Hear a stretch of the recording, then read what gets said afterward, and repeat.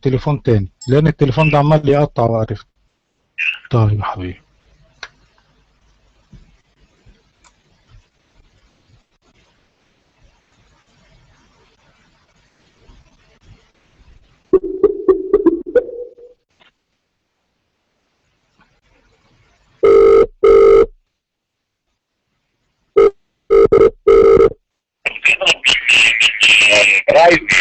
ايه؟ لا مش برايفت. واحدة من اللي بيعكسوا. لا مش واحدة من اللي بيعكسوا. اه صباح الفل، صحتك من النوم؟ صباح الوسط كل طيب. وانت بالصحة والسلامة حبيبي. جبت كحك اخبارك ايه يا حبيبي؟ امبارح كنت عايز اروح لباتشي اجيب كحك وبعدين قلت المشوار هيبقى بعيد وكده. لا كويس ما جيتش. طوابير كان قدام المحل. صحيح؟ والله العظيم. طيب يلا بقى مش مهم. طوابير. ما ناكلش كحك السنة دي خلاص، ما ناكلش. لا تعالى النهارده هتلاقيه فاضي. لا يعني ما بتوحمش يعني بقى اروح اجي لا تعالى ونقعد شويه مع بعض. هبقى اجيلك. المهم بص بس عشان اجيب من الاخر. طبعا اولا كل سنه وانت طيب وازيك صحة والسلامه يا رب. حاجات كده. وطبعا انت منور يعني ما شاء الله عليك. يعني الناس دلوقتي انا بمشي في ايدج الرود بيقعدوا يوقفوني، ازاي الحاج اشرف، ازاي الحاج اشرف، سلم لي على الحاج اشرف، سلم لي على الحاج الله اشرف. يرحم امي، ارحم امي بالتليفون، ارحم امي. ليه؟ اوعى تدي انت كذا حد شكلك بتفرقها. انت شكلك عاملها فلوس وبتفرقها. ابوس رجلك عشان خاطرك يا دكتور احمد. ورب الكعبه ناس بتكلمني اقسم بالله، ناس جديده بعرف مش عارف مين، علي بلطيم وسيد شبرا وتطلعوا عين امي. طب ليه كده بس؟ حرام عليك. والله العظيم هو واحد يا حاج اقسم بالله. ده الواحد ده خلي بالك قايم بالواجب. امبارح بعت لي تحيه، هو بعت لي تحيه في التليفون، عامل لي رساله كبيره جدا. ده طلبني 200 مره. بيقول لي انا بالنيابه على كل العمال بتوع ايدج والرود بقول لك كل سنه وانت طيب. الناس بتحبك يا حاج، دي محبه الناس. ايوه بس التليفون ما بعرفش دلوقتي بتتفلسع في التليفون. لا انا معاك. المهم بتعمل ايه في ايدج والرود؟ امتى؟ ده زمان لما كنا. لا انا مرات اروح ويمبلي اعدي على ايهاب اخد منه الكحك وكده، وبعدين قلت اللي انت قلته بالظبط، قلت لو رحت هناك هلاقي زحمه وبتاع وكده فقلت مفيش داعي، ما تستاهلش. انت طلعت امبارح في المستقل؟ لا انت لا لا لا لا لا لا لا لا. انت عندك حلقه النهارده؟ لا ولا النهارده مفيش. لا اجازه. انت هتاخدها اجازه يعني. انا لوحدي، ولادي مسافرين. فين؟ في قطر. طيب كويس، خلاص تعالى اقعد عندي بقى، تعالى اقعد معايا. ربنا والله تعالى وانا اجي معاك. خلاص اجي اخدك وتيجي تقعد معايا. لا ده حياتي ترتبها، اجي اشرب معاك امشي وراك بس واعرف ارجع لوحدي، او اديني بوست كود وانا اجي لك. لا انا اجي اخدك وارجعك، ايه المشكله يعني؟ البوست كود اسهل لي. لا حرام، بوست كود اسهل. خلاص حبيبي. المهم بص حاجه اشرف، الناس بيحباك قوي قوي، وانا قلت لك ان انا عامل منتدى كبير وكده وعزمت فيه كل الناس، عزمت ممدوح حمد. منتدى ايه؟ منتدى ولا مش غرفه؟ منتدى زي بتاعك، انا عامل غرفه بس عددها كبير جدا، يعني اللي بيسمع اي بقى تسليم التالف من عندنا بقى يبقى جت عندك. لا ما بتدخلش عندي. لا ما بتدخلش. المهم هي يعني اللي بيتكلموا معاك حوالي 250 واحد، اللي بيسمعوك على اليوتيوب حوالي 1400 1500. بص يا سيدي، ممدوح حمزه كان معانا، جورج اسحاق. جورج كان هنا من يومين انا قلت لك مش كده؟ مسافر. وعمرو حمزه، عمرو الشبكي، وكان معانا النهارده بالليل معانا حمدي قنديل الساعه 10. اوكي. عايز ادخلك عشان تبقى تسمعه. وكان معانا من شويه فاروق جويد، وكان معانا صلاح عيسى. ومفيش حد في مصر ما جبناهوش. الناس كلها بتقول لي فين الحاج اشرف السعد، عايزين نسمعه، عايزين نسلم عليه. بس يسلموا عليك يقول لك صباح الخير. طيب خلاص. طيب خلاص انا هفتح معاك دلوقتي، هم هيقولوا لك كل سنه وانت طيب دلوقتي حالا. هو انت كده يعني قد ايه؟ مده قد ايه؟ 10 دقايق. لا انا لسه صاحي من النوم يا عم 10 دقايق 10 دقايق مش هأخرك اكتر من كده، والله مش هأخرك اكتر من كده. خلاص 10 طب ما دقايق. تاخدني عندك وادخل معاهم. ما انا هدخلك دلوقتي 10 دقايق تقول لهم كل سنه وانت طيب. بس لا هتكلم معاك، انا هتكلم معاك وانت تقول لي وانا اقول لك قول كده.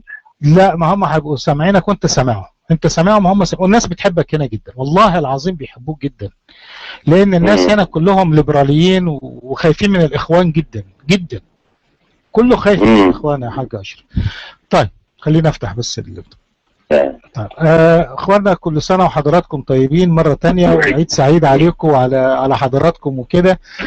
احنا معانا دلوقتي اولا راجل رائع، من اجمل الناس لو تعرفوا تقابله تقعد معاه لما تعاشروا، الجدعنه الرجوله والكرم والتفاني وصاحب صاحبه، حاجات كتيره جدا جدا. راجل ابن بلد عايش، يعني عارف ازاي بيعشق كده عصير تراب مصر زي ما بيقولوا، يعني والله بتكلم جد. المقدمه دي يا دكتور احمد ما تخليها يعني خليها بعدين. لا ما انا بعرف الناس بيك، الناس سامعينك وسامعيني. الحاج اشرف كلهم عارفيني ازاي لما لسه هتعرفهم بيا؟ لا ما انا بعرفهم الجانب بقى الانساني، هم عارفينك راجل الاعمال، انا بعرفهم الجانب الانساني. بصراحه انا نادي. لا انت ما انتش لا انا عمري ما شفت فيك ندالة بامانه شديده. كل سنه وانت طيب وكل سنه وهم طيبين، وربنا يعود عليكم الايام بخير يا رب. وان شاء الله العيد الجاي ربنا ينول المصريين كلهم امانيهم ونشوف مصر احسن في احسن حال ان شاء الله. يا ريت يا حاج اشرف، لان الناس خايفه ومرعوبه، والناس كلها النهارده بكلم الناس والله يا حاج اشرف، اللي بقول له اللي كانوا يقولوا لي انت ما بتجيش ليه وتعالى، النهارده بيقولوا لي ما تجيش. لا انا اصحابي كلهم حتى صحابي كلهم رب دورهم حتى الخمرجيه. والله لا يعني الحل سهل قوي. ودلوقتي السبح دلوقتي عليها طلب جامد جدا، كل واحد شايل سبحه. والزبيب خلي بالك، في واحد بيعمل زبيب في ايج والرود في الوش. فتبقى في الامان، خايف من ايه؟ يا ربي يا سبحان الله. طيب المعوذتين انت مش مطلوب منك اكتر من معوذتين، انت طبعا مش حافظ حاجه. بالك انت بالذات لو نزلت هتتعدل، لان هيقول لك جمع الفتحه مش هتعرف. ده انت خش كتاب من جديد، هات الواد ابنك اقعد قول له علمني، اديله قلمين وما تقووش الا بحفظك المعوذتين والفتحه. بص في الاخ خلي بالك لو قال لك قوم صلي لازم تتوضى الاول. لا صحيح، هو انت بتصلي وبتتوضى وبعدين بتوضي وتصلي. انا دي لا ايه يعني احنا بنعمل ايه؟ بنتوضى الاول ونصلي، ولا بعدين بنصلي وبعدين نتوضى؟ يبقى استنى ما تنزلش بقى. ما دام هبطت كده يبقى استنى ما تنزلش. اوكي يا عم الحاج. طيب بص وبعدين يا عم انت صاحب الدكتور اسامه رشدي الامان. لا اسامه والله بعت لي لسه رساله اهو، بعت لي رساله جميله جدا، بيسلم عليا ومحييني وكده يعني. طيب اللي يبدو عملها سيفها وبعتها للكل. بعتها ما طبعا اكيد هيعمل كده. طيب لان هي جت في نفس الوقت. بقول لك في الاخ سلام عايز يكلمك. اتفضل يا سلام، الحاج اشرف سمعك، اتفضل اطلع يا سلام. ايوه معاك يا دكتور. اولا كل سنه وانت طيب حاج اشرف. اتفضل. ايوه دايما يا رب.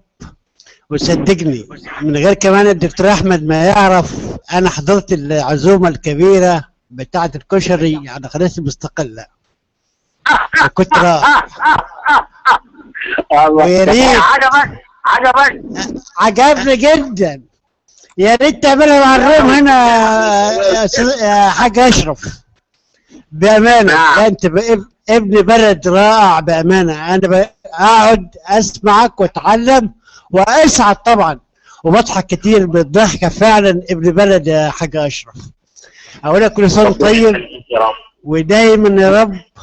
وشكرا يا دكتور احمد، وكل سنه طيبين كلكم، وعلى مصر كلها يا رب دايما في خير وسلام، ويبعد عنا الاشرار يا حاج اشرف. انت عارفهم هم مين؟ يعني بالرغم ان فعلا كنت زي ما بقول، والاستاذ الشاعر اللي فريجويد كان لسه مع الدكتور احمد بان مصر حاليا هديه مسمومه، لكن برضه عايزين اللي يخليها يكون بعيد عن البعد.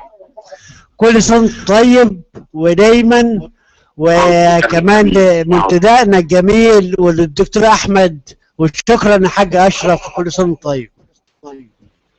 الله يخليك يا سلام. طيب اخونا انتوس، معاك الحاج اشرف، كنت عايز تكلمه، فاتفضل اطلع على المايك على طول. يا سلام يا دكتور احمد، ازاي حضرتك؟ ازاي حضرتك يا استاذ اشرف؟ ايه الاخبار يا باشا؟ مرحبا يا مرحبا، اهلا بيك، كل سنه وحضرتك طيب. تحفظوا المعوذتين بس، ده بالنسبه للاخوان ده حلو قوي يعني، دول يعدوا المطار، دول يعدوا المطار. افعل ما تريد الجنه كومبليت، ده مبدا الناس ديت. لو حفظت القران كله مش هتنفع. انا عايز افعل ما تريد الجنه كومبليت على طول. الناس دي كاتبين اسامي الناس اللي هتدخل الجنه بالورقه والقلم. انت لو عملت ايه؟ انا كنا بنتكلم دلوقتي، انا بتكلموا على المطار، يعدي من المطار بس، وبعدين الجنه يحلها ربنا. انا عايز بس اشكرك يا دكتور اشرف، يعني ان حضرتك يعني اتوضعت ودخلت يعني بتكلمنا. يعني انا من الناس اللي عايشه بره. والله انا بس ماليش في التكنولوجيا، انا مش فاهم انا بكلمكم ازاي الحقيقه يعني. انا قاعد منبهر يعني. مش عاوزين احنا، معلش الدكتور احمد دلوقتي بقى بيعرف مش عاوزين. يعني انت دلوقتي بتتكلم من خلال البنوره. ان شاء الله هاجي عنده في البيت واتفرج بيعملها ازاي. لا ان شاء الله. انا عايز اقول لحضرتك حاجه بس. عايز اقول لحضرتك حاجه، يعني انا من الشباب الصغير اللي عايش بره مصر، يعني اللي من زمان، من ايام ما كنت 19 سنه و20 سنه زهقت من البلد وسبت البلد ومشيت، ويمكن فقدت الامل في البلد ديت في يوم من الايام. بس صدقني لما اقول لك ان الدكتور احمد والضيوف اللي بيجيبهم، يعني الضيوف الممتازين اللي زي حضرتك، هم اللي بيخلوني اتمسك بالبلد دي اكتر واكتر، هم اللي بيخلوني اقول لا البلد دي فيها امل. فانا تاني بشكر حضرتك ان انت دخلت وبتكلمنا، الضيوف الجمال اللي الدكتور احمد بيجيبهم معانا. ميرسي جدا يا فندم، ويعني احنا عايزين نكلم حضرتك واكتر واكتر. اتفضل يا استاذ احمد، معاك المايك. ربنا يخليك، ربنا يخليك. طيب اختنا لو عندك في البيت بتضحك عليا ولا ايه؟ لا يا راجل، بيت ايه؟ الصوت عادي، ده الصوت احسن من التليفونات. الصوت عادي، انا بكلمك السكايب وهم سامعينك وانت سامعهم، ده اللي بيكلموك اللي بيسمعوك يمكن حوالي 1000 في العيد هتنصب عليا. اقسم بالله انا بكلمك من النت، في اخت هتطلع تكلمك، بنت النور، اطلع على المايك وسلمي على حاج اشرف، تقولي لي عايز اكلم الحاج اشرف. يلا يا بنت النور. طيب كل سنة وانتم طيبين، وكل سنة وانت طيب يا حاج أشرف. أنا كده ليا صوت، يا رب بس يكون ليا صوت. حاج أشرف، طيب دلوقتي أصلا اللي بيسمعك على اليوتيوب بس لوحدهم 2008 ماشي، واللي في الروم 170. معقول يعني معقول يعني كل دول في البيت عند دكتور أحمد؟ بس ما علينا. حضرتك انا عارفه ان انت ليك في يعني في لا ولا يهمك خالص، ولا يهمك خالص، هو ده الجيل الجديد في التكنولوجيا. المهم يعني انا عاوز اسال حضرتك سؤال، بما انك يعني ليك في الاقتصاد والتجاره وكده. ايه رايك في وزير وزراء او رئيس حكومه بيقول ان الحل في ترشيد استهلاك الكهرباء ان احنا نلبس قطن ونقعد في اوضه واحده كلنا؟ انا عاوزه اعرف ايه رايك في الراجل اللي يقول كده. لا يعني العيلة كلها تقعد في أوضة واحدة ويلبسوا ملابس قطن، ويطفوا الكهرباء ويقعدوا مع بعضيهم يعني. انت ايه رأيك في حد المفروض ان هو اقتصادي يقول كده؟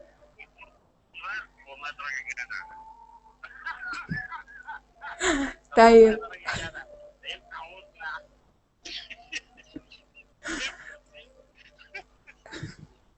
طيب عموما يا حاج أشرف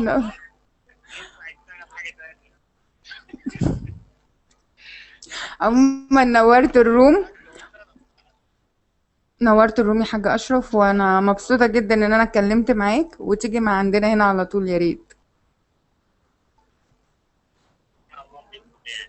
فين بقى افهمها واموت دي؟ بص يا سيدي انا هفهمك. المكان ده برنامج حواري، مش زي المنتدى اللي انت عامله. انتوا بتكتبهم ويكتبوا لك ويسيبوا كده، لا احنا بنقعد نتكلم ونشوف بعض ونفتح كاميرات واشوفه وهو يشوفني ونتكلم عندي في المنتدى 8 بنتكلم والناس بتخش تشتمنا يقولوا انتوا منحلين. بنتكلم على يعني كتابه. لا احنا ما عندناش كده. الناس عندنا ما حدش بيدخل يشتم حد، ناس هنا محترمين. الروم الاستيعاب الاقصى ليها 250 واحد. جميل. ممكن نخليها 500، ممكن نخليها 1000، لكن يعني كل ده بفلوس مش ببلاش. لا لو 250 ليها مبلغ، 500 ليها مبلغ، اشتراكات يعني. يعني احنا مثلا واحنا قاعدين دلوقتي في احنا الحد الاقصى لينا 250، اكتر من 250 ما عرفش يدخل. عايزين نزود من 250 ل 500 بنزود الاشتراك فيسمحوا لنا بكده. انت عندك اما روم فيها 40 واحد او 100 او 250. لا انا بقول خلي بالك انت كانك قاعد في البلد، قاعد مع اصحاب، قاعد مع اصحابك، بس قاعد مع عدد كبير بالظبط، والكل بيتكلم. الناس اللي ما بتقدرش تدخل احنا فاتحين لهم على اليوتيوب يسمعونا كانهم بيسمعوا راديو. فبتبص يعني زي ما قالت لك بنت النور، طبعا الاسماء هنا كلها هتلاقي بنت النور، هتلاقي حبظلم، يعني اسماء مستعاره يعني. اسماء مستعاره بالظبط. اللينك الثاني اللي هو بقى على اليوتيوب، الناس سامعيننا كاننا راديو، سامعين الحوار كله كانه قاعد بيسمع الاذاعه، كانه بيسمع راديو، سامع الحوار على اليوتيوب. الميزه هنا بقى ايه؟ احنا لما بنطلع على المستقله بنقعد نتكلم، احنا بنتكلم بس الناس ما بتشتركش معانا كده في الحوار. عارف باك تو باك، ما احناش داخلين كده قدام بعض. هنا لا، الناس بتكلمك وبتكلمها وبتضحك معاك وبيضحكوا معاك وكده، فالقعده كبيره، فبتعرف الناس بتفكر ازاي، بتشوف اتجاهات الناس شكلها ايه كده. فانا بعتبر ان هو يعني قناه تفاعليه، مش بتتكلم لوحدك، لا انت كانك فعلا زي ما قلت قاعد مثلا في بيتك وعامل منظره مثلا وجامع اصحابك، بس انت هنا بتجمع عدد كبير قوي من الناس داخلين بيتكلموا معاك. لا حاجه لطيفه. كبير قوي من الناس. لما تيجي لما هتيجي تزورني ان شاء الله انا هفتح لك واشوف انت اعمل لي فاروق. هعمل لك. انت ما عملتوش؟ اوعى تكون. لا ما كل ده تعمله. انا بقى بزهق بقى. طب كله اقعد كله مش انا يا عم انا فيها اسنان. في اسنان يا راجل انت زي الفل. في اخونا فولكان، لان فولكان كان هو قاعد قال لي انا اكتر واحد اصريت ان احنا نجيب الحاج اشرف فانا لازم اكلمه. اتفضل يا فولكانو اطلع على المايك وخد المايك. يلا حبيبي اطلع على طول، يلا احنا سامعينك، المايك بيسامع الحبايب 1000. انت معمول لك ريد دوت، اسف. اتفضل اطلع دلوقتي. شلت من عليك النقطة. هو انت شكرا يا اتفضل. مش عارف. ايوه سامعينك يا بركان، سامعك.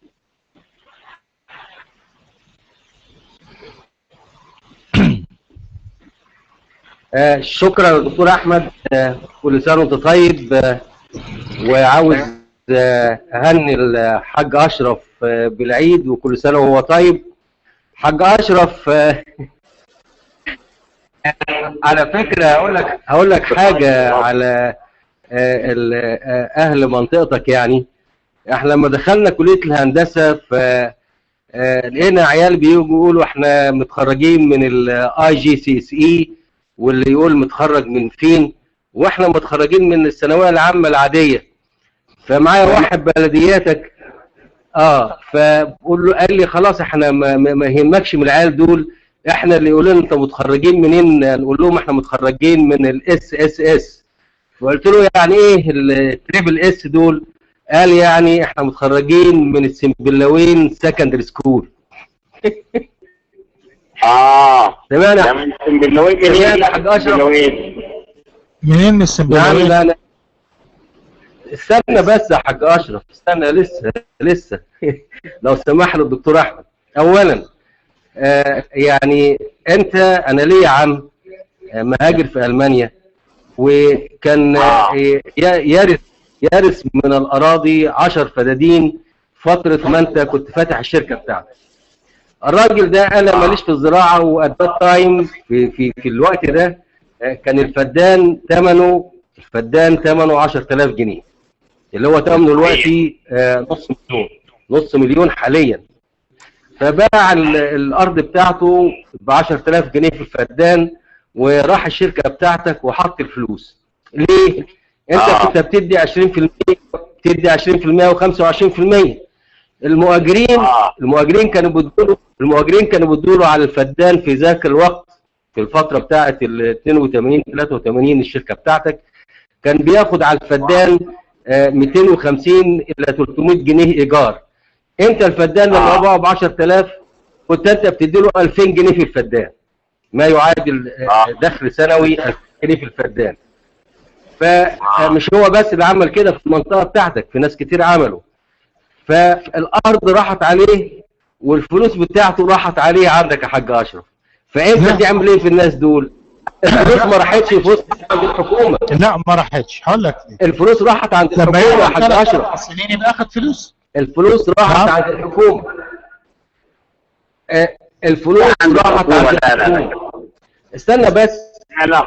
دلوقتي وقعد معايا الورق بتاعي. نعم. اسمه ايه بيقول لك؟ تعرف عيلة قزامل؟ ايوه طبعا. هو اسمه ايه اللي كان؟ هو اسمه ايه نفسه العميل؟ احمد قزامل. لا ده واخد. انا معدي اوراقه. لا ده انا مش ذاكر، ان انا عارفه ده عندي اوراقه واخد اضعاف كمان. لا يا حاج اشرف، لا. عموما يعني انا بذكرك بس بالحصل.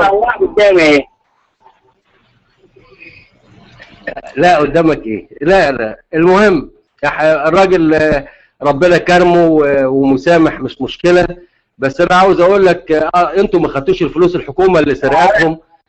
بس سرقتهم انتوا كنتوا.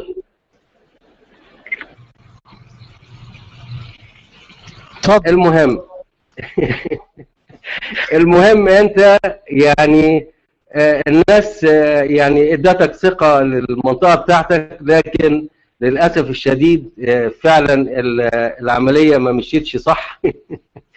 وانت كنت يعني ماشي كويس، والحكومه هي اللي تدخلت وخدت الفلوس، بس ما ادتش للناس الفلوس بتاعتها وحاسبوها على الدولار. طيب خلينا نسمع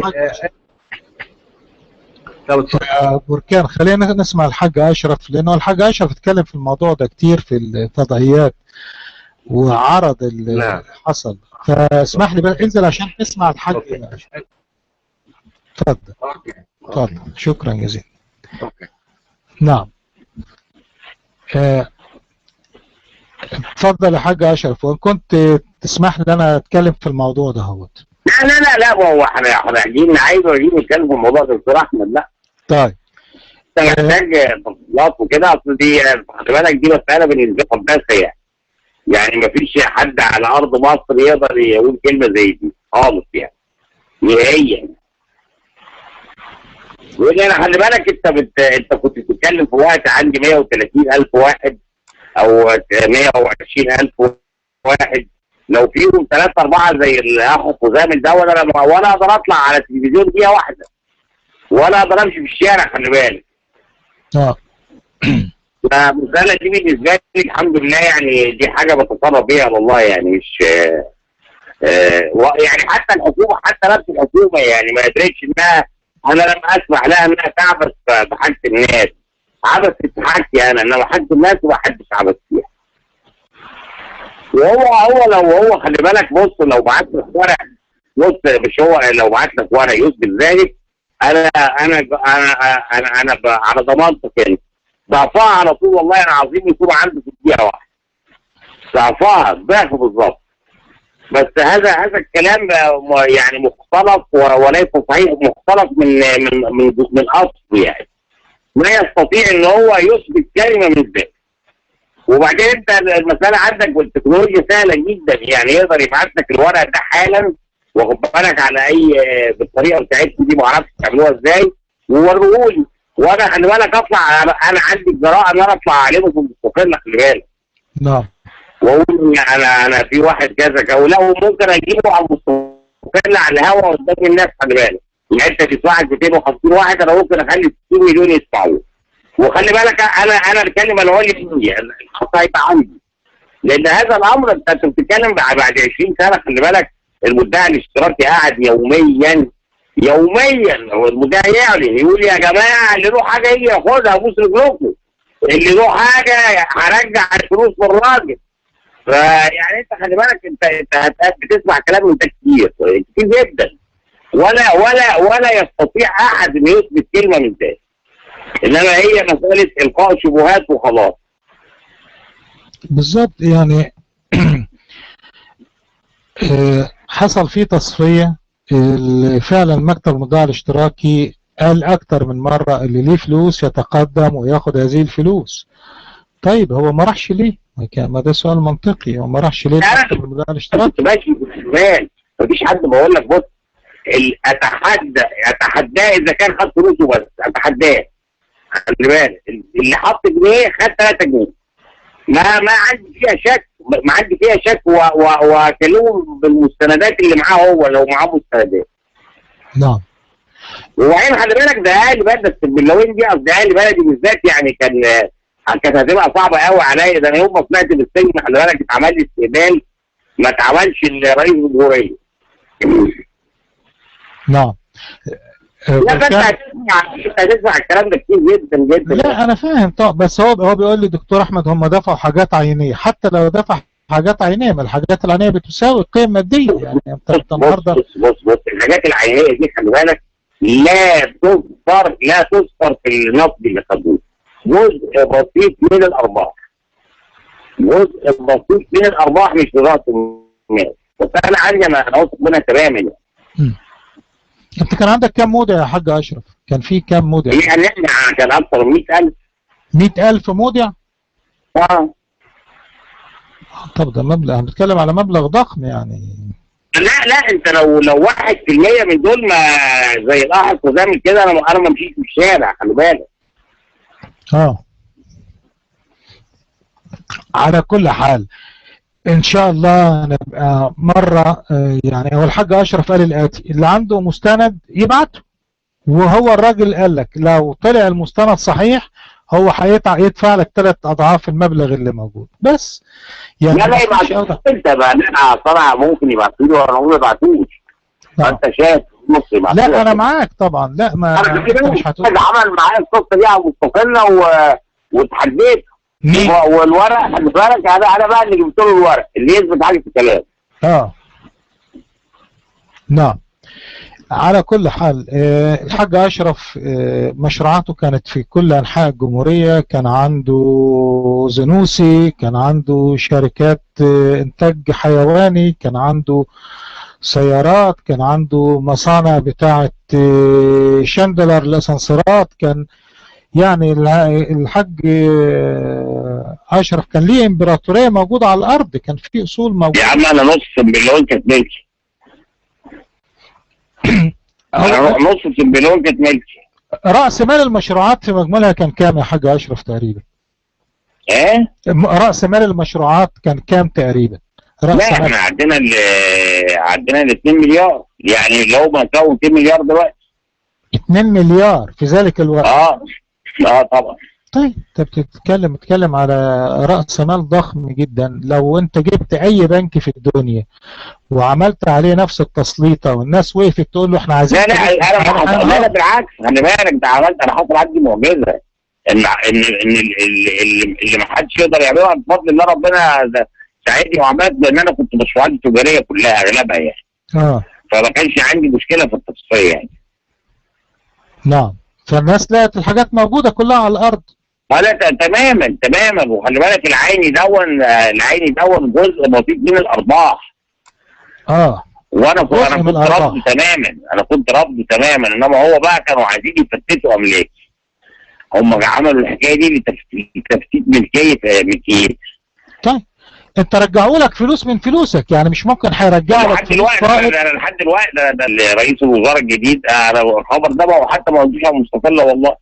انا جمدوا لي حاجات اول من 3 ايام، بس انا ما حبيتش الشخص للموضوع. يعني ايه جمدوها؟ ولا طالع بهاجم عشان حاجه. رجع يجمدك تاني؟ لا انا بقول لك، انا قلتها اول امبارح، قلت في فمي ماء. ومش هتكلم لان مش عايز الشخص للموضوع. طيب ما هو بالمنطق ما فيش واحد هيرجعوا له فلوس ليه شخصيا الا اذا كانت كل المستحقات اللي عليه لدى الغير انتهت. لا انت عايز اقول لك على حاجه. احنا ورب الكعبه، انت بالذات خلي بالك من الناس الذين ارتكبوا جريمه في حق مصر. انت خلي بالك مواجبتك للنظام السابق، انت داخل على عهد محمد مرسي، راجل محترم جدا، بس هيدير مين؟ انت عندك الحجم الفساد اللي كان موجود تضاعف ملايين المرات. الفساد اللي تحت، اللي انت لا يمكن تعرف مش بتاع تشيل قيادات. انت محتاج حد ينظف بالقوانين اللي تطبق على الجميع. الفساد الاداري موجود بكامله جوه، وملوش دعوه لا بحزب وطني ولا بحزب مولاني. ما انا بقول انت ما زلت حتى الى الان دلوقتي، خلي بالك انت الى الان دلوقتي بدل ما بيقول لك انا اعرف زكريا عزمي واعرف فلان، بيقول لك لا انا اعرف الشيخ فلان والشيخ فلان. والعمليه ماشيه زي ما هي، خلي بالك الكوربشن ماشي زي ما هو. حاجه محزنه. ما انا بقول فاروق جويده لما كان معانا من شويه، بقول له انا حاسس لما عملت جبهه انقاذ مصر ان عملت جبهه وكسه مصر، مش دي حقيقه. ورب الكعبه بقول لك انت ارتكبت جريمه، ورب الكعبه انت ارتكبت جريمه. انا حاسس ان انا شاركت في اكبر جريمه في التاريخ. دكتور احمد لو سمحت اتفق نفسي اعمل ايه؟ وهم ورطوا نفسيهم بتوريطه كبيره جدا والله. على كل انا بعتبر ان ربنا كرم المجلس العسكري وماشي، والله العظيم ربنا كرمهم، ربنا نزل، يعني ربنا راضي عنه. لا ربنا راضي ايه؟ ده طلعوا بطريقه مهينه يا راجل. يعني انت كنت تتوقع عليهم يا حاج اشرف ان هم يطلعوا بالطريقه دهيت؟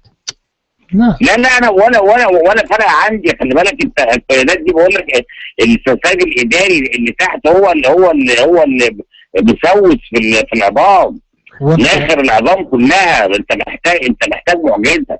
انت محتاج معجزه من السماء عشان تطهر هتعمل ايه؟ الفساد السوسي اللي كان العظم ده ترجعه ازاي؟ طب يعني انت شايف ان الامور دي هتقول لي ايه؟ يعني احنا كأننا ما عملناش حاجه، طلعنا من نورة وقعنا في ضحضيره. لا انت كان عندك على الاقل اولا الخوف او انت كان ماسك شويه. يعني كان برضه الناس بتخاف انك تبلغ عنه، دلوقتي ما عادش بيخافوا. انت بتكلم الموظف دلوقتي يقول لك اعلى بفكرك اركبه. احنا في ثوره. زمان كنت تقول له طب انا هبلغ الرئيس، هبلغ حسني مبارك، كانت بتلزمهم شويه. دلوقتي دلوقتي ما حدش بيهمه. لا حول الله.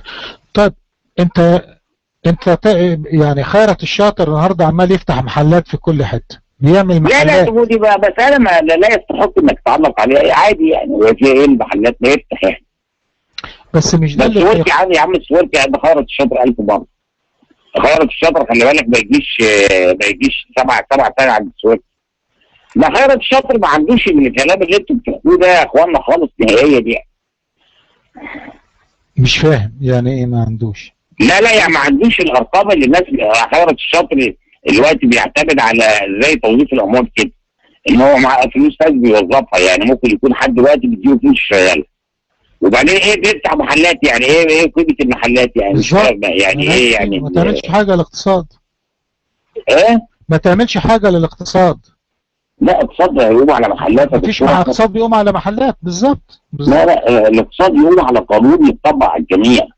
الاقتصاد يقوم على عداله توزيع الثروه، انك انت دخل مصر يتفرق على اهل مصر بالعداله. ما يبقاش واحد بياخد 3 مليون جنيه وواحد ياخد 300 جنيه. ما يبقاش دكتور بيتخرج من كليه الطب بمرتبه 180 جنيه، وفي واحد تاني بياخد 180,000 وفي سنه. لا يعني لا، انت محتاج واحد عنده حكمه وعنده عدل وعنده رحمه بالناس دي، يرحم الناس دي. مفيش حاجه حصلت، مفيش لا عدل شفناه ولا شفنا اي حاجه. يعني انت تتصور الاخوان هينجحوا يا حاج اشرف في ان هم يزيلوا كل المعوقات اللي موجوده دي؟ انت متصور ايه؟ حسن مالك كان عارف انه كان صديقك تعرفه من زمان. هل الناس دي فعلا عندها امكانيات انها تصلح، ولا حجم اللي موجود اكبر من اي حد؟ يصلح ايه؟ يعني هو ممكن مثلا يصلح مستوى 10 عيلات، 20 عيله، 100 عيله، 1000 عيله، 20,000 عيله. يا عم كل واحد من الناس دي كان عنده مشكله في بيته مع عياله يعني الله يسترك يعني. واحد يقول الكلام ده يعني. انت عشان تصلح اقتصادك لازم تطبق القانون على الجميع. في قانون عندك، في قانون غايب عندك. انت في عندك قانون غايب لحد دلوقتي. انت لحد دلوقتي في حاجه اسمها نعرف فلان وخلص لك شغلانتك عن طريق فلان. الكلام ده هنا جريمه لو اتقال هنا. على رايك كنا الاول بتقول تعرف زكريا عزمي، النهارده بتقول بتعرف عصام الحريات. وما عندكش بديل غير سياسه التقشف. ليس عندك بديل غير انك انت تعلن سياسه التقشف، وانت اول من يتقشف. مش تعلن سياسه التقشف على الناس والمسؤولين، لا، او اهاليهم لا، سياسه التقشف على الجميع، واللي مش عاجبه يخبط راسه في الحيطه. او نمره واحد امنع استيراد الحاجات الرفاهيات دي. لازم امنع استيرادها. البورصه دي لازم ما عنده بديل غير ان هو البورصه تشتغل بالقانون وبالطريقه الصحيحه. السهم ما يرتفعش الا لما يكون الشركه حققت ارباح، مش سهم يرتفع في الساعه 50 مره ومضاربه، وناس تروح تستلف من البنوك وناس تروح تاع عشان تشتري سهم، وتيجي الغني هنا وتيجي الفقير فقر.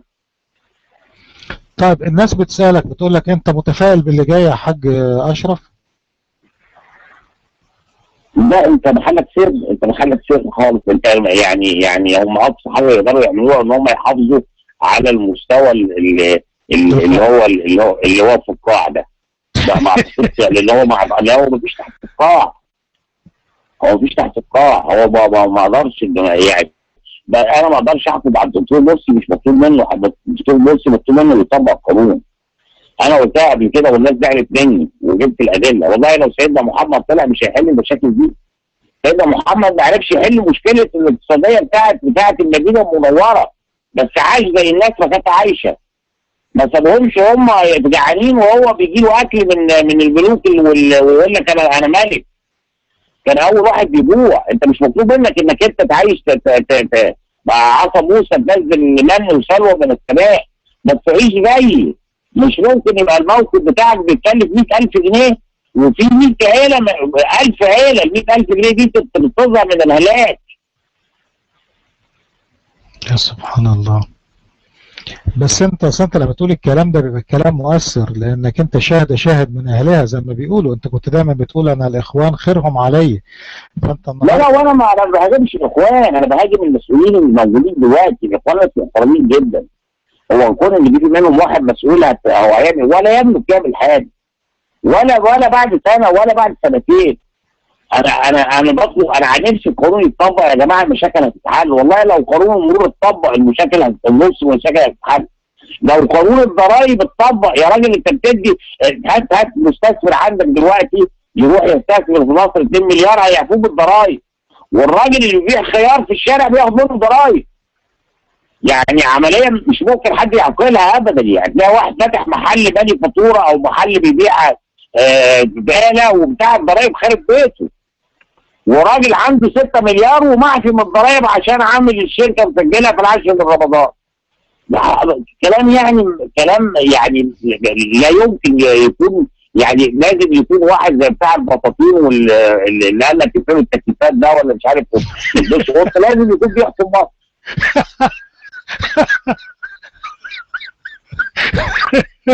صح فعلا. لما تقف واحد ب6 مليار وتفرض الضرائب على واحد بيبيع خيار يبقى لازم. لا انت يا عم لحد دلوقتي حتى اللي انت بتقول عليهم حسن مالك دول اللي بيجيبهم حسن مالك يستثمروا بيشترطوا عليه ان تكون التحكيم دولي. انت ما فيش حد معترض بالقانون بتاعك من المستثمرين الاجانب. انت ما فيش حد معترض بالقانون بتاعك نهائي. لا تجوز انك انت ترفع محكمه تقاضي مستثمر عندك جوه مصر. ما عشان يشجع الاستثمار، ما محتاج استثمارات فبيديله. بس استثمارات ايه؟ انت بتشجع الغنى، ده فساد. انت بتدي واحد يزرع 2000 فدان، اديهم لو 500 واحد، اديهم ل 500 واحد يزرعوهم احسن منه مليون مره. وبعدين انت جايبه بتسلمه فلوس كمان، يعني انت جايبه بتسلمه فلوس كمان. ازاي بتسلمه فلوس؟ وكل هات لي واحد مش مديون في مصر، هات ابن حاجه السوري، هات لي واحد مش مديون في مصر اذا جاي الاعمال، اجنبي او غير اجنبي. بعد الشباب اي مستثمر اجنبي مديون لبنوك مصر بمليارات، كلهم واخدين فلوس مصر بيشتغلوا بيها. اجنبي وجاي ياخد فلوس مصر يشتغل بيها جوه مصر؟ طبعا. هو بيجي يقول لك هيقول له هات 20% وانا هديك 80%. يا عم هم عندهم مشكله في توظيف اموال الناس. هو خلي بالك البنك ده مشكله كبيره جدا يا دكتور احمد. انت ما بتشوفش الاعلانات اللي في التلفزيون يقول لك تعالى خد فلوس، بيتحايلوا على الناس مش عارف يوظف الفلوس. هو خلي بالك انت لما بتروح تحط وديعه في البنك انت بتخرب بيت البنك. بتبقى عبء عليه طالما ما عرفش يوظف. وديعه في البنك انت بتخرب بيته، لان انت من ساعه ما بتحطها في ساعتها بيتحسب لك الفوائد من اول ثانيه، وهو مضطر انه يوظف هذه الفلوس عشان يجيب لك ارباح، فبيضطر يوظفها عشوائي. وبعدين بيضطر بعد كده يكتب الارباح على الورق، بتبقى الراجل مديون ومفلس وكاتب ان هو لسه اللي حاططها في الميزانيه بتاعته. بالظبط. بيقولوا لك القانون ده اللي حطوا القوانين دي بيساعد فيها حسن مالك في الوقت. مين حسن مالك ده يا حاج؟ لا يا عم ما تسمعش الكلام. حسن مالك ده انسان مؤدب، خلي بالك من اقدم الناس. طب يا ريت يعملوا وزير ماليه. انت تعرفه يا حاج؟ يا عم انا اللي مربيه، اللي اعرفه. انا طالع معايا، انا اللي علمته الشغل. لا بس واضح ان هو النهارده ما شاء الله يعني له يا عم وربي انت عارف اقسم بالله. انت فاكر ايام زمان الاليه العجوه؟ احنا كده بنعمل كده. حسن مالك يمكن خلي بالك ولا كله احنا بنخلق اليه عجوه. واحد طلع الاشاعه دي عشان اي حد له علاقه بحسن مالك ينصب بيها بعد كده خلاص. اي حد له علاقه بحسن مالك هيعمل زي ما هو عايز دلوقتي. اي واحد له علاقه بخيرت الشاطر اللي بتصور مع ابنه، خلي بالك هتلاقي دلوقتي الناس طالعه اولادها يتعرفوا على اولاد خيرت الشاطر ويتصوروا معاه. زي علاء وجمال كانوا مؤدبين جدا، خلي بالك جدا. انا اعرف جواب مبارك اقسم بالله كان عامل زي البنات اللي لسه كانوا عذراء في غبرها. الناس فتنته، خلي بالك، الناس فتنته. وبص لقى نفسه منصوب باسمه نصب، قال لك طب اشمعنى انا يعني؟ بيقولوا يا عم انا عايز اللي يجيب سيره حد يقول له مين حسن مالك ده؟ ايه يعني حسن مالك؟ انا عايز القانون اللي يحميني، مش حسن مالك اللي يحميني. ما هو نفس القصه اللي حصلت مع علاء وجمال. اي واحد عايز يعمل، انا واحد مره كلمني قال لي انا ليه علاقه بجمال. قلت له مين؟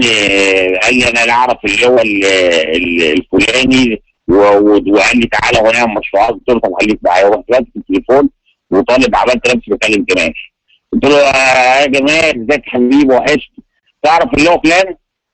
قال لي، فقلت له الراجل ده يا عم ده، فقلت له بص هو بيقول لك ما يعرفوش اهو. فراح جايب، خلي بالك، وانا معاه راح مدخل اللي هو عليه، قال له يا ابني مش عارف ايه انت بتنصب عليا، والراجل اعترف. وانا ما بتكلمش جمال ولا حاجه. انت مره قلت لي في واحد جاء اقنعكم واشتغل عندك، ابن ابو غزاله تقريبا او حاجه زي كده. لا دي قصه ثانيه، مش يقنع مين. لا لا ده اشتغل عندك بتقول ايوه بس لا بس انا هرشته على طول يعني. طب ابو العينين، انت تعرف ابو العينين صديقك ابو العينين؟ محمد ابو العينين محترم جدا. صحيح، انا محترم جدا. طيب وانت شايف ظروفه دلوقتي عامله ايه؟ او ايه اللي بينتظر؟ لا كويس، كان بيكلمني امبارح كويس.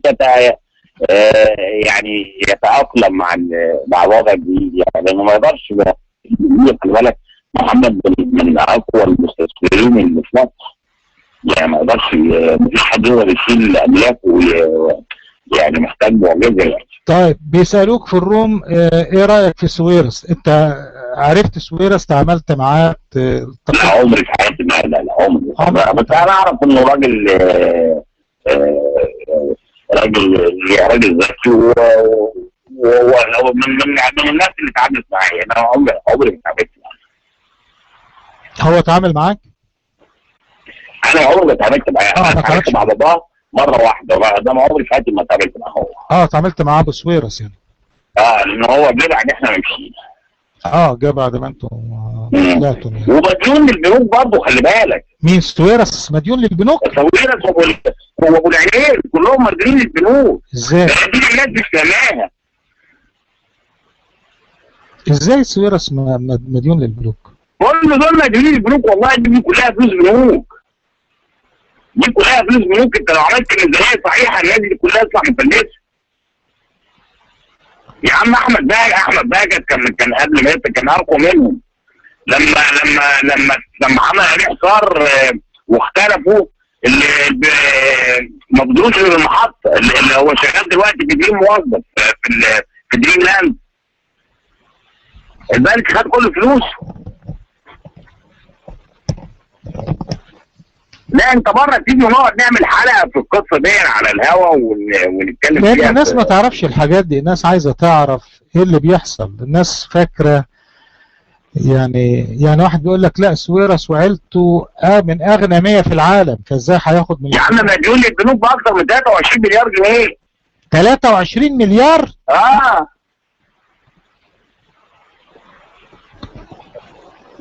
ايه دي؟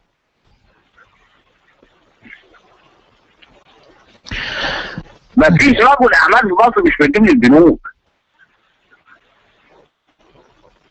الوحيد اللي عمره ما خد من البنوك مليم سويركي ده اللي هو كان بيتجوز النسوان، ده اللي كان متجوز 9 ده؟ ده راجل سيارات ما يعملوش كده، ومن اذكى الناس اللي لو مسك مصر هيصلحها في خلال سنتين. ده اللي عنده محلات اسمها التوحيد والنور تقريبا؟ التوحيد والنور ده في مستوى حسن مالك كده وخيرت. يا عم حسن مالك غلبان مش لاقي حول ولا قوه الا بالله. يا سبحان. دكتور احمد انا لازم خلي بالك ما فضيتش الظهر، انا حاسبك فلازم اخلص بقى. خلاص يا حبيبي، يلا احنا لينا لقاء تاني طويل وتيجي الناس عايزه تعرف منك تسمعك. بس يا ريت الاخ اللي اتكلم ده يبعت لك المستندات لو سمحت. حاضر. وانا لو ما بعتهاش انا بقول لك من فضلك، بس يعني هيبقى راجل داخل يرفي شبهه. حاضر. وابقى انا اتشتمت عندك. لا لا لا لا لا لا لا، محدش شتمك. لا لما واحد يقول لي فلوس انت خدت فلوس واحد يرمي تهمه زي كده ابقى اتشتمت عندك ببلاش. لا لا لا. فانا ضميري هيرضى قوي، واقسم بالله اي ورقه يبعتوا لك اقسم بالله انا هطلعه على قناه المستقله. خلاص يا حاج اشرف، وتروح وترجع بالسلامه ان شاء الله. هقابلك وتيجي تقعد معايا في البيت كده، واعمل لك البتاع ده الخروب، وتقعد تتكلم مع الناس براحتك وتشوف العمليه دي شغاله ازاي. لا بس من فضلك الاخ ده يبعت الورقه. حاضر. هقول له هو سامعك دلوقتي، وهقول له ابعت الورق للحاج اشرف وانا شاهد على كده. مش هو انت اللي اشتغلتني، مش هو. خلي بالك انت اللي اشتغلتني، انا رضيت عندك واتقال عليا كلام انا بجزم لك انه لا هو قال لك الحكومه، هو قال لك انا عندي الورق. خلي بالك هو قال لك احنا عندنا الورق. سامع المكالمه، لو المكالمه مسجله عندك صح تاني. حاضر. هو قال لك احنا عندنا المستندات، وانا بقول لك يجيب المستندات، وانا واحد قدامي اللي بيسألوني كلهم اقسم بالله انا بطلع على المستقله يوميا. هقول في واحد طلع وجاب الورق ده، وانا بعتذر الشعب المصري كله، لان انا فعلا الراجل ده اثبت ان انا ما كنتش كاتب لك بيقول لك هو عايز يوضح حاجه. معلش يا حاج اشرف، ثانيه قبل ما تمشي، ثانيه بس، علشان ايه ما طبعا انا ما يرضينيش حد يعني يقول كلمه في حقك. انا طبعا ضيفي مفيش شك. اتفضل يا فولكان، الحاج معاك اهو. لا حاجه قول لي بيقول ايه يا دكتور احمد؟ بيقول لك يا حاج اشرف انا قلت الحكومه هي اللي لا في الاول قال يا دكتور احمد على المكالمه كويس. هو لما حس انه وانا الحكومه انا المسؤول مش الحكومه. خلي بالك انا راجل عندي الشجاعه اقسم بالله اللي عاوزين الحكومه. لو في جنيه راح للمدير يبقى انا اللي واخده. اقسم بالله العظيم الحكومه ما سرقت ولا جنيه ولا ليها اي علاقه باللي حصل. انت قلت الحكومه اخذت منك انت، ما اخذتش من فلوس الناس. لا سكتت. حتى الحكومه كحكومه ما عملتش حاجه، سابت امثل الموظفين اللي ذبحوه. انما ما فيش مودي راح له حاجه عندي. هو دلوقتي لا الحكومه سرقته ولا انا سرقته. ما ينفعش الكلام ده يتقال. لا هو ما قالش ان يعني انا شايل عندك امانه، ما تجيش تقول لي الحكومه حاجتها مني. لا انا شايل انا مسؤول عن قدام ربنا وقدامه هو انا المسؤول. انا شايل اكثر حاجه عندي اقول لك فوق الحكومه. انا ما قلتش كده لله، قلت لهم انا المسؤول وانا اللي رجعت فلوس لله. فهو قال احنا عندنا مستندات. الناس غرمت وداني. هم اخذوا الفلوس منك انت فلوسك انت اللي خسرتها. انا عارف ان انت لا هو قال انا عندي مستندات ان الاخ ده حاطط فلوس، وانا بقول لك الاخ دوت اذا كان حاطط فلوس خدها بضعف. ولو معاه مستندات هتبقى مكتوبه فيها. خلي بالك لان المستند مكتوب فيه كل اللي حصل. نعم المستند اللي هو قال عليه انا عندي، والا يبقى انت اصلا ما انت انا اسف يعني انا اسف. هبقى ندمان جدا ان انت بتحايل عليا من زمان ان انا اخش عندك. لا مش ممكن اول ما ادخل عندك اتشتم. لا ما فيش شتيمه، ما حدش شتمك يا حاج. لا يعني انت راجل بتفهمني لا هو الراجل لما كده بيتكلم يا دكتور احمد انا المسؤول الاول والاخير. هذا الرجل لو راح له فلوس يبقى انا لازم ادفع هذه الفلوس. على كل هو موجود، وانا هطالبه ان هو يعني يطلع بمستند يأيد اللي هو قاله. الروم كان فيها 170، دلوقتي الروم فيها 190، وبيسمع على الجانب الاخر حوالي 2000 وشويه. يعني احنا عارفين ميديا مفيش شك. وبالتالي انا ما فيش كلمه تتقال كده وتلقى على العوانة. الحاج اشرف بيقول ان كل المودعين اللي عنده اخذوا فلوسهم ومفيش حد اصيب باي ضرر. لا مش ده بالضعف. واقصد بالمستندات عندي اللي حط جنيه. خلي بالك اللي حط جنيه في ناس خدت 4 جنيه وفي ناس خدت 3 جنيه. وفي ناس خدت 2 جنيه خلي بالك، وفي اللي اضعف هم اللي اقل خلي بالك. ايوه انا بفرق 4 الناس 4 يعني اللي حط عندي 100,000 بعد 4 سنين وصلوا 100,000. انا كنت فاكر 20%. صح. فال 100,000 اللي راس ماله خدهم ارباح وبقى عنده 100,000، ولما جه المدعي صف الشركه اداله 100,000 الثانيه. طب ازاي يا راجل انا دافع ارباح وتيجي تقول لي راحت فلوسي عندك؟ لا ظلم يعني، ظلم جديد يعني. طب اذا كان انتوا بتعملوا كده امال عايز الحكومه تعمل فينا ايه بقى؟ يعني انت بتعايبوا على الاخوان ليه؟ يعني اذا كان انا يعني راجل يعني يعني مدي اضعاف الفلوس وجاي بتتهمني بكده. لا وعمل ايه واحد من بلدنا خلي بالك. ده اللي ايدي واحد مش واحد من المنوفيه، لا ده واحد من ده خلي بالك ده كان طالع نام جنب ابويا. يعني الراجل ده كان زمانه طالع نام جنب ابويا.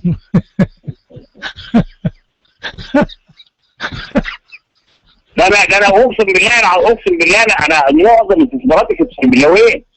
انا لو سابوني شويه كانت محافظه الدائريه دي كلها هتكون ملكي.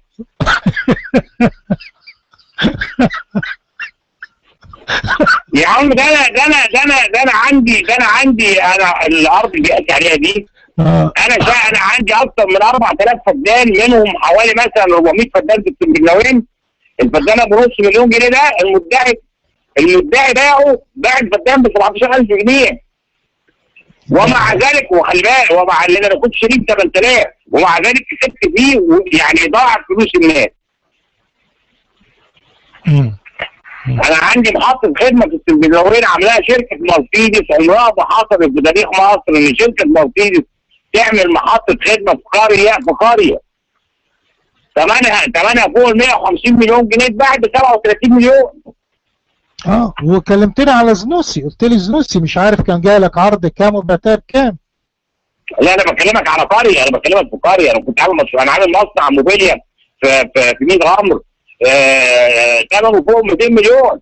انا كنت عامل حاجات في الارياف في الريف في بلدي، ما كنت عايز كانت اهم حاجه عندي بلدي. ايوه نعم. على كل حال يا حاج انا لسه قايل امبارح في المستقله قلت انا 80% من الموظفين اللي عندي كانوا من السنبلاوين واجوارها. دهلية. نعم. يلا على اي حال انا منتظر تجيب كل سنه وانت طيب. حاضر يا حاج حاضر. يلا عشان مش هعطلك على الصلاه. يلا صباح الخير حبيبي. باي. بقول لك يا حاج اشرف، الراجل زعل، بس زعلته انت يا فولكان والله. زعلته وقعد يقول لي شفت انت جايبني تهزقني، وهيقعد مش هيعديها لي والله العظيم. هيقعد كل يوم يقول لي انت عملت لي كمين وانت جبتني تهزقني وانت مش وهو يعني ما بيستحملش. فتحت لي فتحه والله.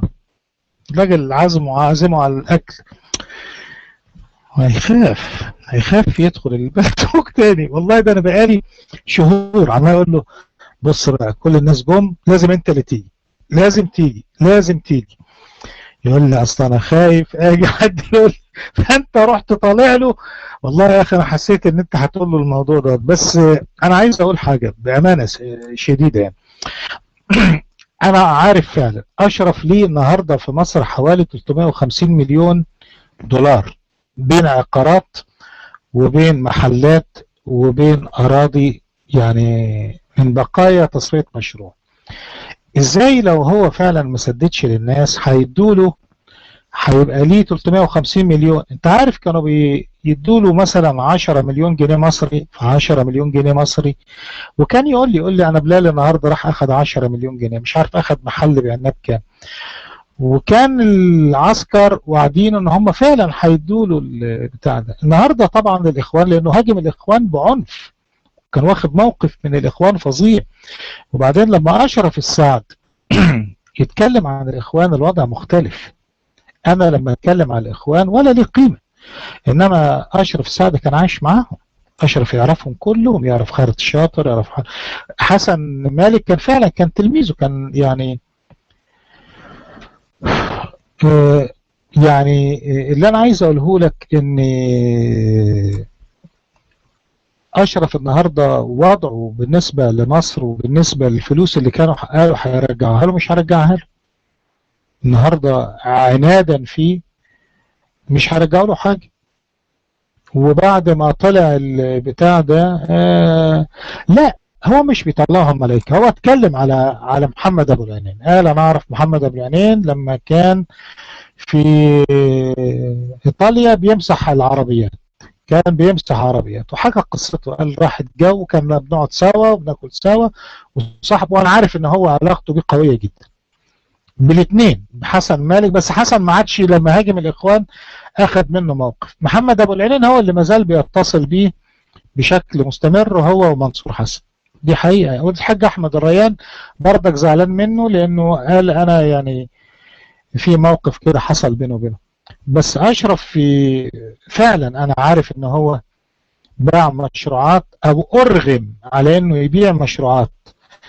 يعني شركة زنوسي دي كانت معروضة، هو في ناس عراقيين كانوا هيشتروها ب 46 مليار، 46 مليون، وكان هو تقريبا مفروض يعني في حدود 70 مليون رأس المال. خلوه اجبروه يبيعها ب 17 مليون، 17 مليون، وفي مشتري عراقي موجود دافع 46 مليون لشركة زنوس اللي بيعلنوا عنها دلوقتي. دي كانت بتاعته. كان عنده مستشفى القاهرة التخصصي اخدوها منه برضك باعوها برخص التراب. حاجات كتيرة يعني. اشرف حقيقي يعني حاجاته اتبهدلت، وبالرغم من كده فضلت فلوس راحت للناس، وفي نفس الوقت فضل له مبلغ ضخم بيرجعه له او فرض يعني فكوا الحراسة عليه. بص يا فالكو، لو انت فعلا عندك اوراق وهو الراجل بيقول وانا عارف، لو وقال لي خليك انت الشاهد، هات انت هذه الاوراق اللي بتقول ان انت الفلوس ضاعت، وبيقول لك انا الجنيه اللي هتثبت لي ان انا عملته انا هدفعه لك، اتفضل فابعته لي وانا هجيب الحاج اشرف هنا في الروم وهخليك تعمل الموضوع بتاع نجيب ساويرس. يعني انا مش هدعي، حاضر، انا مش هدعي، انا ما اعرفش نجيب ساويرس. نجيب ساويرس من الاسماء اللي ظهرت بعد ما مشيت. انا كان اصحابي كان عزة الترياق، كانوا بتوع اسيس، بتوع دول اللي كانوا معايا في المدرسه، كانوا معايا في المارونيه، كانوا ولاد اسيس بتوع وكاله البلح، دول اللي كانوا اغنياء مصر. وكان عزة الترياق، وكان في واحد صاحبنا اسمه فرانسيس كانوا بيعملوا صنادل في النيل، كانوا من اغنى اباط مصر. ساويرس انا ما حضرتوش، ده جاه بعد ما انا فبالتالي ما اقدرش اعرف ظروفه ايه. هل هو مديون للبنوك؟ مش كلهم شغالين بفلوس بنوك، لان البنك فعلا في مصر هو بيتكلم كلام مظبوط. البنك اذا ما قدرش البنك انه يوظف الفلوس اللي عنده مشكلة كبيرة جدا. اصبح المال عبء عليه، فبيضطر ان هو يبعتها لاداره اسمها اداره العلاقات الخارجيه، تطلع الفلوس يستثمرها بره مثلا بفايده اكتر 1% من اللي بيديها للمودع اللي عنده، بحيث انه يغطي المودع وهو يفضل له 1% او حاجات من هذا القبيل. ده اللي النهارده البنوك بتعمله في مصر، مفيش اوجه للاستثمار. فلما بيجي له مستثمر هو بنفسه بيروح المستثمر يقول له خد. طب انا اقول لك حاجه، عبد الوهاب قوطه، حد يعرف ان عبد الوهاب قوطه كان واخد تقريبا 3 مليار دولار، 3 مليار دولار. عمرو النشارتي مديونيته كانت 800 مليون دولار، 800 مليون دولار لما عمل سانسبري. وكنت بقول له يا عمرو انت مش محتاج تاخد فلوس، امراسك من ابوك كان الحاج امين حمزه النشارتي. قلت له مش محتاج، خليك بفلوسك. قال لي دول هم اللي طردين عليا. وعاطف عبيد قال لي خد القرض واعمل توسع. قال لي انا اخذت القرض بامر مباشر من عاطف عبيد ان لازم اخذ القرض لان البنك مش عارف يصرف هذه الفلوس، واخذ 800 مليون دولار. ولما طلع هنا بالمديونيته، وطبعا المبلغ وصل لحوالي 2 مليار بعد الديون وبعد الاضافات وبعد الفوائد انا عارف ان عمرو ما دخلوش منهم حاجه خالص، فلوسه كلها اتبددت في مصر بما فيهم ميراثه. واللي سند عمرو اخوه هشام كان قاعد في النمسا وسويسرا. يعني في حاجات اللي انا عايز اقولها لحضراتكم. احنا عندنا النظام المصرفي في مصر بايظ تمام. بس فيعني مش أشرف السعد جات الفلوس من أموال الناس. كل العاملين في الخليج اللي بيحوش كان بيروح يديله فلوس. كانت الناس بتجيب وسايط يا ندى، الناس كانت بتجيب وسايط. الحاج كان طارق ابو حسين ده والله العظيم كانوا اللي يعرفوا انه صاحبي كان يقول لي وسايط، يقول لي جيب لنا واسطه عشان نحط فلوسنا في الهدى مصر عند طارق ابو حسين.